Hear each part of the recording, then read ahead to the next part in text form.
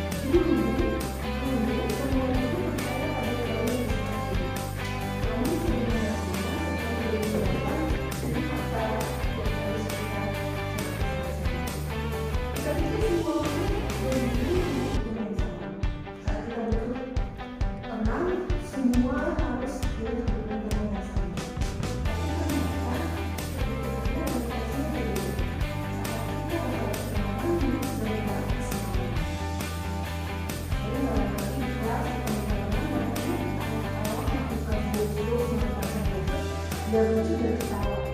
Tapi tidak bisa situasi yang sama di situ saja berbeda.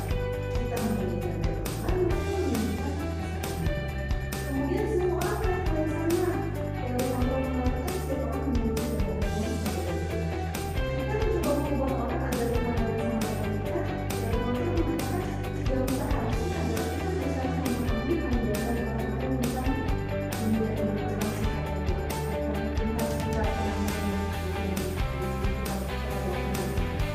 kalau dulu sudah baca katakan kalau kontrol lebih tertarik diangkat tujuan dari keluar kemudian kita selalu dengan memberikan kita ingin baru kemudian orang lain bisa mengontrol saya orang lain tadi ternyata anda yang bisa mengontrol anda sendiri sebenarnya kan memberikan itu bisa sama bisa baik atau lain gitu. Tapi kalau sekarang ingin melihat sekarang yang dulu gitu kan sangat banyak hal gitu. Kemudian saya bisa melihat orang lain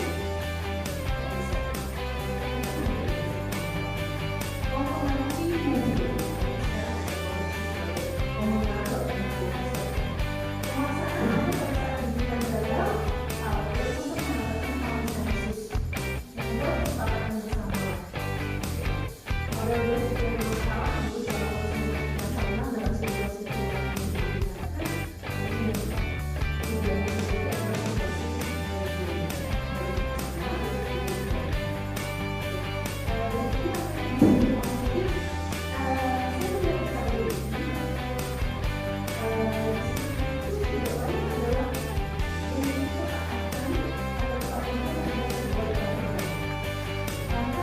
mengatakan konsensus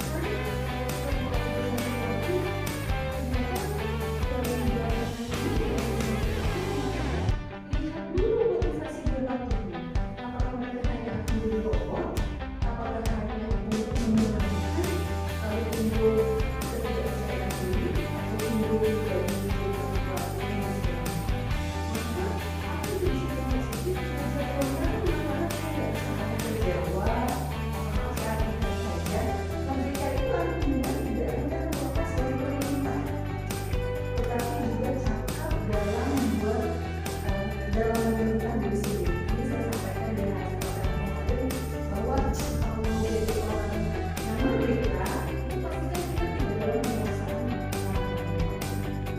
di sini masuk oleh kegiatan berwawancara ini sesuatu yang memerdekakan saat kita sudah menjadi sendiri lagi karena kita tidak orang yang berpindah atas kita memiliki semua keputusan berikutnya dari itu dia bersama solusi itu ternyata beberapa saat ini di sini itu dia adalah benar di sini lalu di dalam Plato, Socrates dan lain-lain bersama ini mengatakan di sini itu murid di sini ada sebuah situasi di mana murid belajar dengan dirinya apapun yang ada di dalam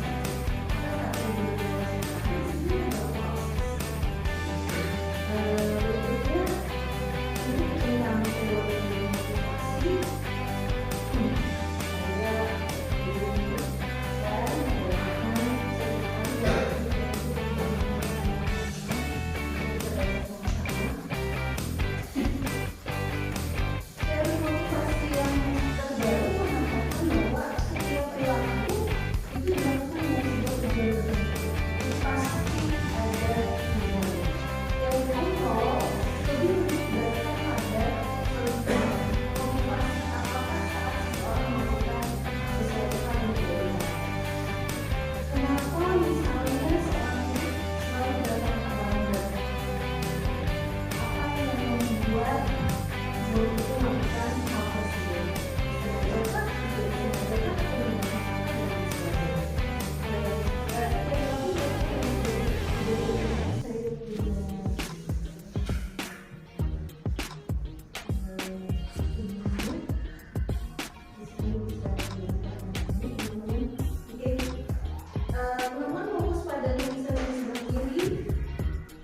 berbuat, berkata, lalu seperti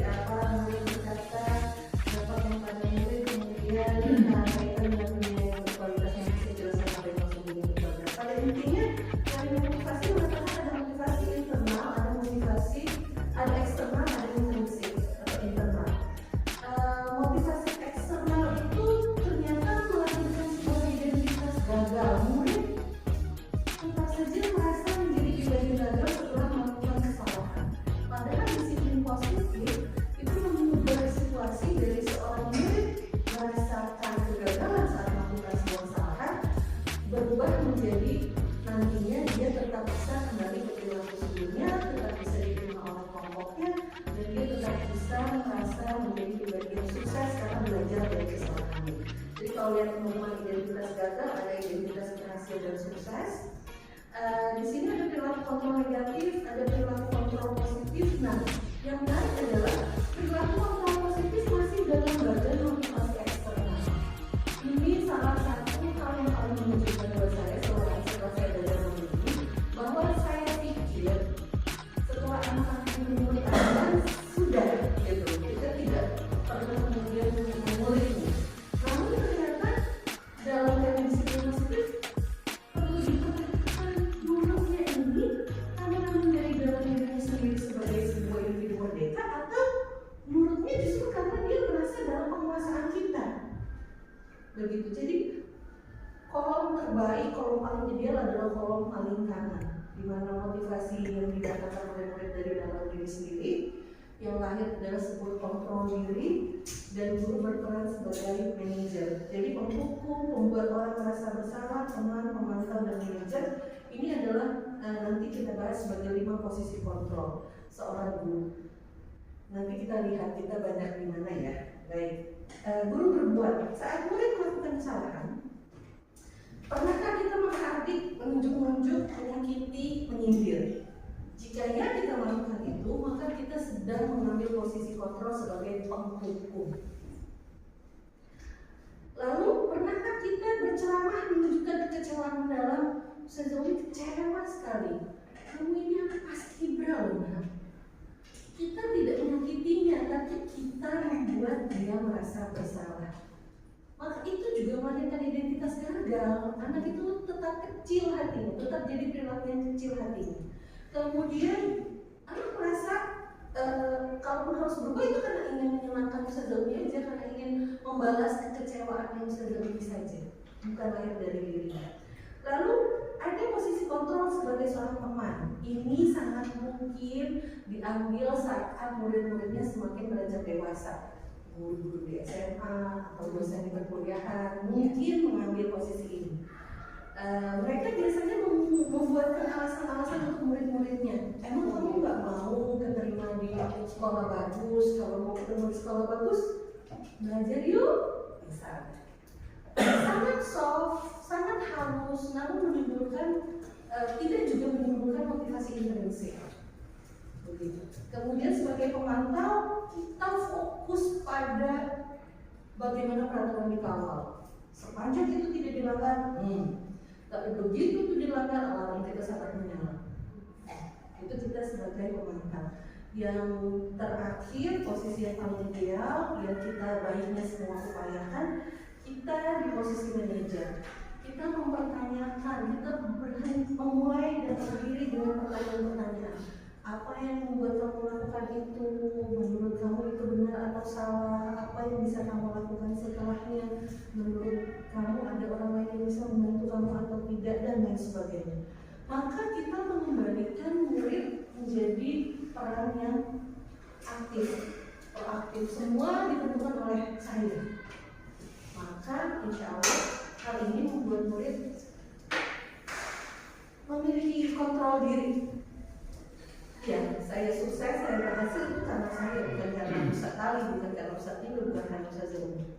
Saya mau atau tidak, itu juga efeknya buat saya, bukan buat siapa-siapa. Begitu. Nah, di sini ada guru berbuat, guru berkata, ada hasilnya. Lihat apa yang dilakukan seorang penghukum, hasilnya biasanya anak murid akan memberontak, menjadi pendendam, pandai menyalahkan orang lain. Jika kita mengambil posisi kontrol sebagai pembuat orang merasa bersalah, maka mereka jadi mudah menyembunyikan sesuatu. Mereka menyangkal, mereka juga berbohong. Saat kita menjadi teman, ini yang paling ambigu, hati-hati. Bagaimanapun godaan untuk menjadi murid guru yang disukai itu kan besar ya. Kecondongannya kita menjadi orang yang asik di mata mereka. Tapi hati-hati, ini juga ternyata tidak mengajarkan apapun, ini justru melahirkan ketergantungan. Ini yang pernah saya sampaikan ke Ustazah Aida sebagai guru BK. Mudah-mudahan semua bentuk konseling psikologis individu atau kelompoknya tidak menimbulkan hal yang seperti ini, karena menjadi ketergantungan pada personal itu juga berat. Kemudian saat kita menjadi pemantau, kita mengingatkan terus-menerus tentang peraturan, maka anak murid hanya akan menyesuaikan peraturan kalau diawasin. Kalau nggak diawasin ya sudah, blas gitu. Ustaz Anda misalnya suatu hari menerapkan kalau mau masuk harus periksa kuku, anak-anak akan terus seperti itu, periksa kuku. Begitu Ustaz Anda nggak masuk, morning meetingnya digantikan sama Ustaz Fazil, bisa jadi mereka tidak melakukan karena nggak ada Ustaz Anda. Tapi kalau Ustaz Anda memposisikan diri sebagai manajer, maka mudah-mudahan itu membentuk kebiasaan berubah kemudian menjadi karakter atau watak dirinya. Sampai sejauh ini teman-teman, insya Allah clear, jelas ya. Boleh nggak kalau saya sharing sedikit, siapa di sini yang barangkali masih jujur terbuka merasa belakangan ini pernah jadi penghukum? Anyone ada? Saya cari. Ada lagi? Ya, saya sendiri juga beberapa waktu belakangan ini menjadi seorang penghukum ya. Baik, ada yang belakangan ini menjadi pembuat orang merasa bersalah? Saya juga. Baik, ya. Ada yang mengambil posisi sebagai teman?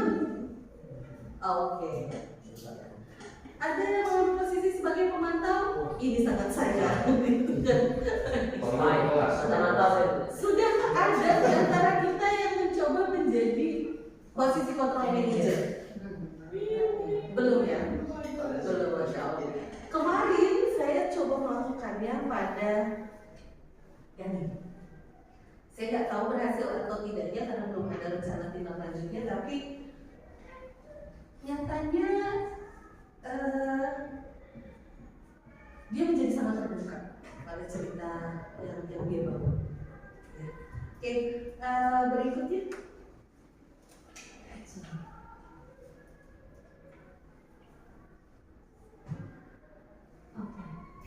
Nah, teori motivasi mengatakan semua perilaku sebenarnya dilakukan untuk sebuah tujuan tertentu. Ustaz Zakaran membuatkan sarapan suaminya pagi ini? Oh, tidak. Yang laki-laki deh yang dibawain istrinya potong makan pagi atau siang? Ustaz Fajri kenapa? Yang saya lihat tadi berangkat makan dari bungkusan buntelannya istri itu Ustaz Ali, Ustaz Tindo nih setiap hari ya, alhamdulillah. Ustaz Charis juga, Ustaz Anta juga ya, Masya Allah. Atau mampir di tukang nasi uduk sebenarnya. Oh, baik, nah, jadi merasa bersalah, tenang saya temani. Oke.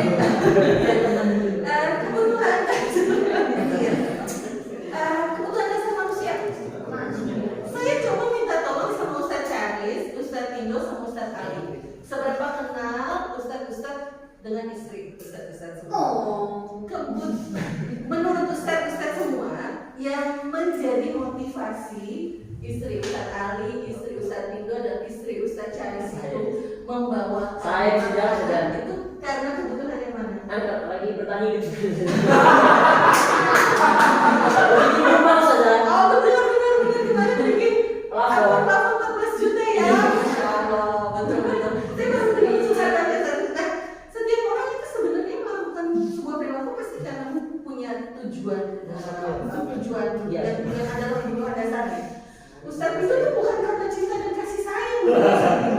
Benar-benar Bang Fitri nggak nonton video ini. Nah, tapi yakinlah Ustaz Tindo karena sebenarnya ini sedang upaya mengencangkan ikat pinggang. Biar saya nggak perlu beli sarapan di luar, maka dibawain. Satu tetap saya. Dan itu adalah untuk kebutuhan bertahan hidup. Baik, Ustaz Ali karena nomor 2, 3, 4, 5 dan 2 saudara. Jadi Ustaz Ali yakin itu karena rasa cinta dan kasih sayang sang istri. Ada 2, pertama kesenangan dia suka masak juga. Oh dia senang. Ada yang nomor 5 nggak? Ya mungkin makannya pernah nggak dimakan.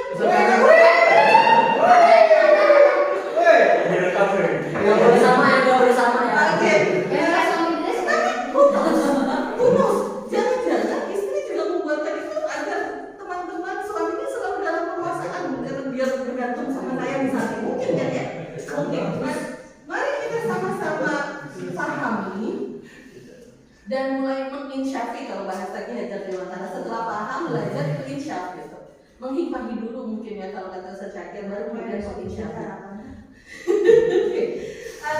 Setiap kali anak-anak kita mau melakukan perilaku yang memberikan tantangan tersendiri, mari kita mulai cukup peka membaca ini. Teringat satu siswa yang saya tidak bisa sebutkan namanya di sini, pernah tidak hadir dalam peminatan hampir 1 bulan. Saat saya bertanya kenapa, karena dia ingin bertemu dengan ibunya yang sudah lama sekali tidak dia temui. Dan di situ, di detik itu, saya sebagai seorang ibu, sebagai perempuan, sebagai seorang guru pun paham dan langsung bahasa anak sekarang kalah gitu ya. Oh, ternyata dia punya kebutuhan yang nomor 1 saat itu, membolos pada kegiatan peminatan pada saat itu untuk memenuhi kebutuhan ininya. Lubang cinta dan kasih sayangnya saat itu sedang menganga lebar dan coba dia penuhi. Nah, dengan kita mengetahui apa motivasi anak-anak kita melakukan sesuatu, mudah-mudahan kita jadi lebih punya langkah-langkah yang lebih efektif dan tepat. Semisal bagaimana anak-anak kita menyikapi medsosnya, betapa tuntutan remaja abad 21 itu terhadap validasi, pengakuan itu luar biasa di atas segalanya. Maka kita harus coba pahami. Berikutnya, ini adalah keyakinan kelas atau keyakinan sekolah. Dalam disiplin positif, tidak salah dengan sebuah peraturan, namun disiplin positif mempromosikan apa yang disebut dengan keyakinan kelas atau keyakinan sekolah. Apa sih keyakinan kelas atau keyakinan sekolah? Sebuah nilai kebenaran yang berusaha diwujudkan oleh seluruh warga kelas satu sekolah yang berlandaskan nilai-nilai kebajikan universal. Tidak ada sebuah agama, sebuah suku, sebuah negara yang mengajarkan keburukan. Saya yakin itu. Maka ada yang disebut nilai-nilai kebajikan universal, nilai yang dimana berlaku semuanya sama. Baik. Ustaz Fajri, kenapa Ustaz Fajri kalau naik motor pakai helm? Safety. Oke, safety. Berarti mewakili nilai kebajikan apa tuh teman-teman? Bertahan hidup. Bertahan hidup. Kebutuhannya, nilai kebajikannya keselamatan, betul? Keselamatan. Atau kalau takut sama polisi, berarti sedang kita punya nilai kebajikannya apa? Taat atau pada hukum misalnya. Kenapa harus belajar? Mungkin nggak ada anak kita yang bertanya itu. Kenapa sih kan harus belajar? Sangat penting. Nilai kebajikan universalnya apa? Kalau nggak mau merasakan Kebodohan.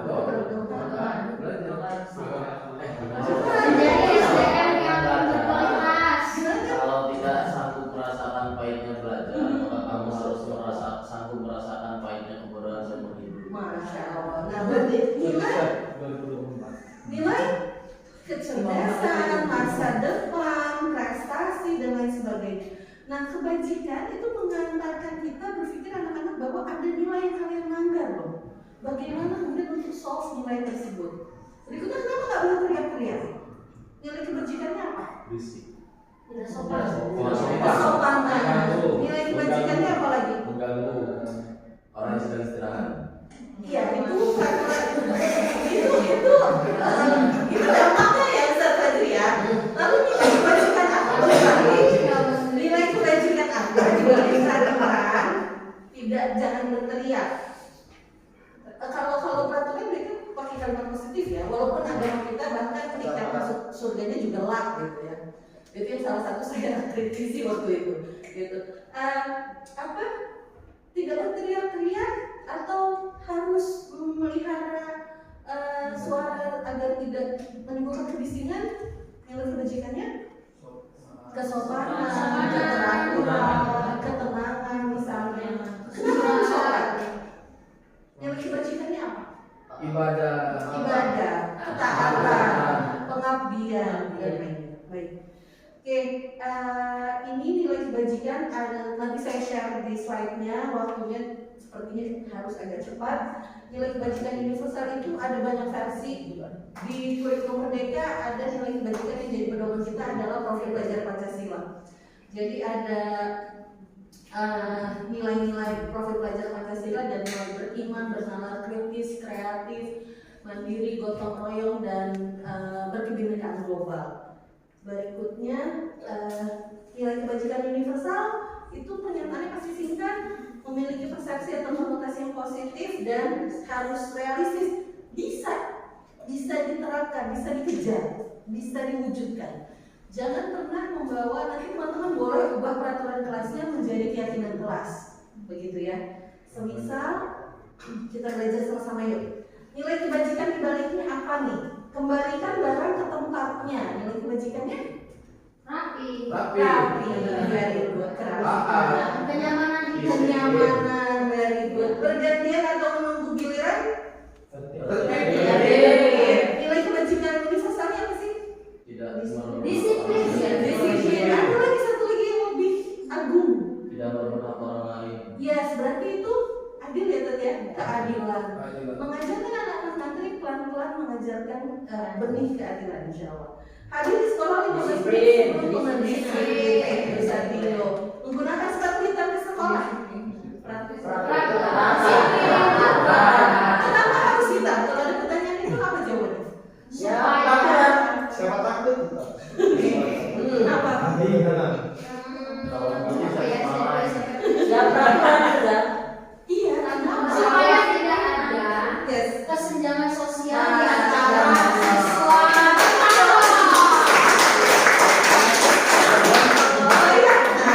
Bayangkan kalau mereka boleh pakai sepatu bebas dengan aneka warna, maka akan terlihat sepatu siapa yang lebih keren dari sepatu siapa. Sepatu siapa yang lebih keren biasa aja dengan yang mahal banget. Maka sebenarnya ini mempromosikan nilai kebajikan kesetaraan atau bahasa Ustaz Zaruri agar tidak terlihat kesenjangan sosial. Very good. Thank you Ustaz Zaruri. Berikut farewell. Very well. Nah ini contoh-contoh keyakinan kelas. Teman-teman bisa nanti mulai membuat ini bersama teman-teman, bersama murid-murid di kelas. Boleh juga sharing sama teman-teman yang lain. Mudah-mudahan nanti kapan-kapan kita juga punya waktu untuk membuat keyakinan sekolah. Oke. Berikutnya teori posisi kontrol. Tadi kita bahas ada 5 posisi kontrol ya. Ada sebagai penghukum, ada sebagai membuat orang merasa bersalah, ada sebagai teman, sebagai pemantau dan sebagai manajer. Yang paling ideal posisi yang manajer. Maka kita memberikan hak penuh pada anak untuk berubah. Oke, ini enggak mau. Oke, restitusi. Saya pikir sudah sangat hebat SMP sama Zara tidak menggunakan kata hukuman tapi konsekuensi. Tapi ternyata di atas konsekuensi ada konsep yang namanya restitusi. Restitusi ini adalah sistem manajemen perilaku siswa sejalan dengan pendekatan disiplin positif. Kayaknya artinya di sini Oke. Pada dasarnya restitusi adalah proses mengembalikan siswa pada kondisi dari identitas gagal menjadi identitas sukses agar dia bisa kembali ke kelompoknya dan diterima. Jadi kalau habis bikin salah itu dia sadar, dia mau berubah, dia tetap percaya diri kembali ke kelompoknya dan kelompoknya tetap menerima. Begitu. Konsekuensi terkadang kan tidak demikian ya. Oke. Ciri-ciri restitusi bukan untuk menebus kesalahan. Ternyata kesalahan nggak harus di zero sum, harus 0-0, enggak. Jadi ternyata kesalahan itu tidak harus ditebus. Yang pasti pastikan anak kita belajar dari kesalahannya. Kemudian restitusi untuk memperbaiki hubungan. Jika dia berselisihnya dengan temannya, hubungannya selesai dengan temannya. Kemudian bukan paksaan tapi bentuknya tawaran. Yang ini mungkin masih sangat debatable ya. Apa kabar kalau anak dikasih tawaran? Pasti nggak mau kan ya. Nah, kemudian restitusi menuntut kita untuk melihat di dalam diri apa yang masih bisa kita lakukan. Restitusi mencari kebutuhan dasar yang mendasari tindakan-tindakan tertentu. Restitusi juga cara yang paling memanusiakan. Nah ini yang menjadi highlight. Kalau teorinya mengatakan restitusi adalah cara yang paling baik. Saya lebih memilih kata memanusiakan. Di sini saat ada anak bicara kotor tentang temannya, ajak dia sampai di wilayah ini. Restitusi bisa melakukan ini. Dia sadar bahwa dia tidak suka cara dia bicara pada temannya. Dia tahu itu salah. Tapi sebenarnya yang latar belakangnya dia bicara itu karena dia sebenarnya punya informasi yang temannya butuhkan. Tapi karena dia capek, dia bicaranya jadi terlalu cepat. Lalu karena terlalu cepat, dia jadi tidak jelas menyampaikannya. Kemudian ternyata yang sudah dia jelaskan berbeda dengan yang dimau sama temannya. Maka besok lagi dia akan menyampaikan yang dia punya, dan jika memang orang itu butuhkan, dia bicara akan lebih lambat, dia paham, dia akan bicara lebih jelas tentang keinginannya, dia juga akan menyampaikan pemahamannya terhadap temannya, dan itu berbeda, boleh-boleh saja.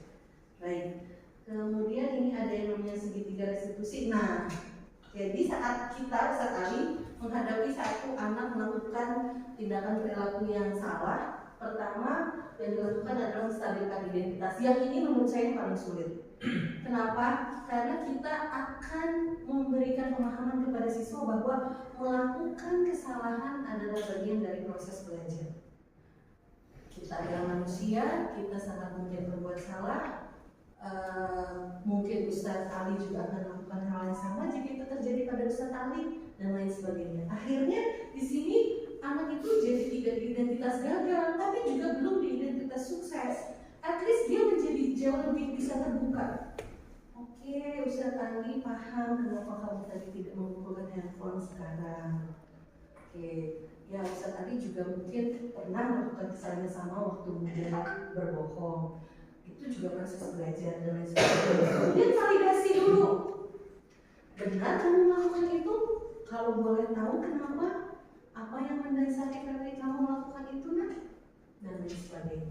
Kemudian yang ketiga, tanyakan, menurut kamu itu benar atau salah? Sesuai tidak dengan keyakinan kelas kita? Tidak sesuai nilai apa yang dilanggar oleh kalian? Bagaimana kira-kira solusinya kita cari bareng-bareng? Seperti itu. Nah, ini yang saya tidak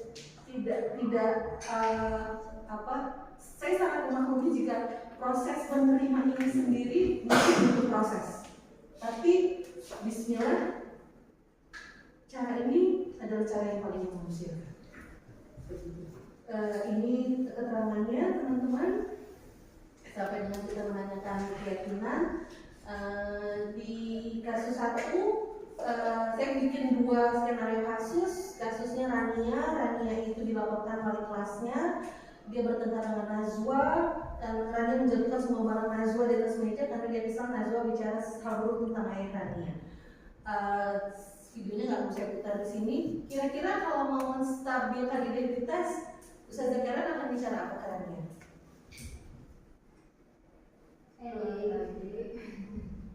Seperti yang dikatakan sebelum tadi, mungkin saja Ustazah kena marah. Ustazah juga mungkin akan marah kalau misalkan ayah Ustazah juga di menghilangkan dulu kalau baik. Akhirnya Rania menjadi perasaan saya divalidasi gitu ya. Oh, tidak hanya saya yang berpikir demikian gitu. Kemudian validitasnya, memvalidasinya Ustaz tadi akan gimana? Ranianya kan jatuhin barang loh. Terus dia memvalidasinya gimana? Tadi validitas itu yang seperti apa, Ustaz? Yang apakah iya gimana sih itu? Apakah dia benar melakukannya? Siap, betul sekali ya. Apakah benar Anda melakukan itu? Nah, itu memvalidasi. Jangan sampai kita mempersepsikan sendiri sampai udah selesai marahnya, nggak taunya bukan tadi bukan kayak begitu. Sering ya, pernah ya, saya pernah. Oke, itu nggak enak banget rasanya. Oke, kemudian terakhir menanyakan keyakinan. Ada yang mau coba siapa? Siapa? Ustaz Irsyad, silakan. Menurut kamu yang seperti itu bagus nggak? Kalau seumpama kamu yang di posisi itu dan barang biasa sakit, tidak merasa merasakan hal yang seperti apa? Oh nice, very good. Memposisikan tadi di posisinya Najwa ya. Very good, thank you Ustaz Irsyad. Kayaknya bisa lah ya, ini teman-teman mencoba. Ini Raka, dia terlambat terus, ternyata saat ditanya dia terlambat, dia itu sulit bangun pagi karena sepanjang hari lelah, dia mengikuti les-les yang diminta oleh orang tuanya. Kalau dari sini berarti kebutuhannya Raka apa sih? Istirahat, berarti mungkin kebutuhan dasar ya. Jangan-jangan dia terlambat, atau kalaupun tidak terlambat dia tidur di kelas. Ada yang kayak gitu? Ada ya. Kita karena tidurnya malam, karena game dan lain sebagainya. Nah, kebutuhannya, jangan-jangan anak-anak yang terus main game karena lubang kesenangannya kosong, nggak pernah distimulasi, diisi oleh orang tuanya karena berbagai alasan, maka mencari kesenangan terus-terusan, haus akan kesenangan. Oke, sampai di sini ya, ini refleksi dari saya teman-teman, mudah-mudahan teman-teman juga merasakan hal yang sama, atau jika belum pasti ya berproses. Segitiga restitusi memang harusnya diterapkan karena kita sudah di abad 21, sikap demokratis kemarin beserta baru saja menyalakan alarm demokrasi anak-anak kita ya. Sikap demokratis itu kan sudah terdorong berkat adanya keterbukaan informasi dan teknologi. Ada anak-anak yang tahu bahwa dia punya hak. Saat kemarin handphonenya diperiksa, Ustaznya tahu nggak Ustaznya melanggar undang-undang misalnya. Kesadaran itu sudah tinggi. Segitiga restitusi mempromosikan pola manajemen perilaku yang humanis dan berpusat pada murid. Hanya saja memang akan sangat sulit kalau saya mendapati kenyataan bagaimana kemudian mengontrol tindak lanjutnya. Kalau hanya bisa bilang, Rania bisa, tidak seperti itu lagi nak. Kita butuh setelah itu membuat rancangan tindak lanjut atau kontrolnya. Segitiga restitusi juga menebalkan keyakinan bahwa tidak ada perilaku yang abadi. Kesempatan kedua harus selalu diberikan agar siswa memperoleh pengalaman belajar setinggi-tingginya. Itu saja dari saya. Terima kasih banyak teman-teman atas waktunya. Mudah-mudahan bermanfaat. Semoga kita beneran bisa menerapkan ini pelan-pelan bertahap sambil mencari solusi manajemen perilaku siswa di sekolah kita yang paling sesuai visi dan misi sekolah kita. Amin. Terima kasih banyak atas waktunya. Boleh tepuk tangan untuk ambil kata. Jika ada pertanyaan, sanggahan, kritik dan lain sebagainya, boleh nanti dilakukan di luar forum ini secara pribadi langsung saya, atau kita buat diskusi kecil kelompok belajar lagi. Saya dengan senang hati. Karena waktu dan lain hal, jadi rasanya harus saya sudahi. Mari sama-sama kita tutup dengan beristighfar. Mohon maaf jika barangkali sepanjang proses ada lisan-lisan yang kurang berkenan atau perilaku saya yang kurang terjaga, kepada Allah saya mohon ampun. Mari sama-sama kita tutup dengan hamdalah.